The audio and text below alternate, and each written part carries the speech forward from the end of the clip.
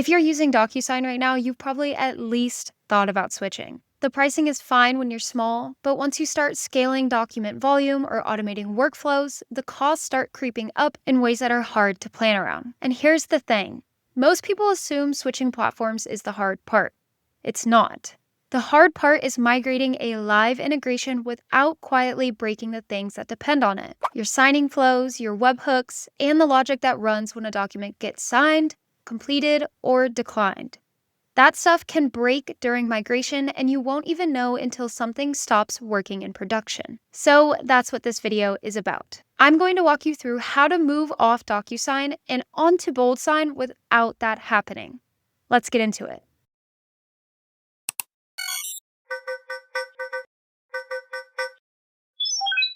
Okay, so quick background on BoldSign. It's an e-signature API from Syncfusion that does everything DocuSign does: sending documents, signing workflows, embedded signing if you're building a SaaS app, templates, multi-signer, bulk send, or webhooks. It has SDKs for .NET, Node.js, Python, Java, and PHP, and the pricing is a lot easier to forecast as you scale compared to DocuSign's tier structure. But I want to be clear. I'm not covering this because it's cheaper. I'm covering it because there's actually a smart way to migrate that most teams don't know about. And that's the part worth spending time on. So here's what usually goes wrong when teams try to migrate a DocuSign integration, and this includes good teams using AI tools to speed things up. The first one trips up a lot of people. When you call a send document in BoldSign, it returns a document ID right away, but that document hasn't actually been sent yet. It's still processing in the background. So if your code is sitting there waiting for confirmation that everything went through, it's waiting for something that's never coming. That turns into a timeout in production, and it's the kind of bug that only shows up after you've already shipped. Second issue, polling. AI agents almost always default to writing polling logic to check document status. Makes sense conceptually, but it burns through your rate limits fast, especially when you're doing a lot of testing in Sandbox. BoldSign is event-driven. You use webhooks, not polling. Third, when those webhooks get generated, they usually come without any verification. So you've got an endpoint that will process any event posted to it from anywhere. You need HMAC SHA256 verification on every webhook handler. Without it, you've got a security hole. And fourth, field names.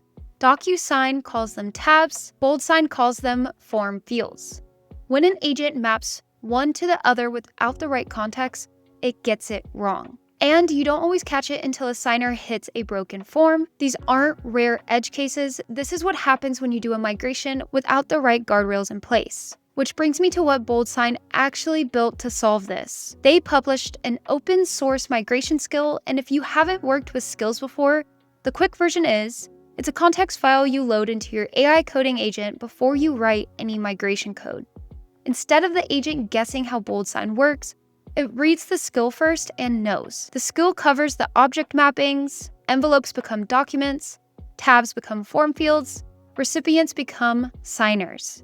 It covers the async lifestyle rules, webhook verification, everything that's different about how BoldSign works compared to DocuSign. It works with Claude Code, Cursor, GitHub Copilot, OpenAI Codex, anything that supports the Skill MD standard. Setup is 3 steps. Clone the repo from GitHub, drop the skill folder into your skills directory, then open your agent and paste in your existing DocuSign code with a prompt that says something like, using the skill, convert this to BoldSign while preserving the existing functionality. The agent reads the skill, applies the correct mappings, and outputs production-ready BoldSign code. Not a guess, an informed translation. Here on the screen, you can see the before and after. The DocuSign version is encoding documents in base64 and using a polling pattern. The BoldSign version uses a file stream, attaches form fields directly to the signer object, and there's even a comment in the generated code flagging the async behavior. That comment exists because the skill told the agent to put it there. That's the difference between generated code that complies and the generated code that actually works. Last thing, and this is the part that I'd encourage you to actually follow, don't try to migrate everything all at once. BoldSign lays out a 5-step approach and it's worth respecting. Start with one document send flow. Just one. Get it working end-to-end in the sandbox, field placement, signer access, and once that's solid, you can move on. Step 2 is webhooks. Get your HMAC verified handler set up and confirm every lifestyle event is coming through correctly. Sent, viewed, signed, completed, declined, expired, all of them. Don't assume, make sure you're verifying. Step 3 is embedded signing. If you've got iframe-based signing in a SaaS product, migrate that next and test the full experience. Link generation, redirects, the signing flow itself, and step 4 is templates with advanced fields. This is where tab to form field mapping matters most. Go through every field type you're using and make sure the behavior is correct. And step 5 is everything else. Sequential signing, parallel signing, reminders, revocation, signer authentication. All of the advanced stuff comes last once the foundation is locked in. The goal throughout all of this is simple. Your downstream systems should keep working exactly as they did before.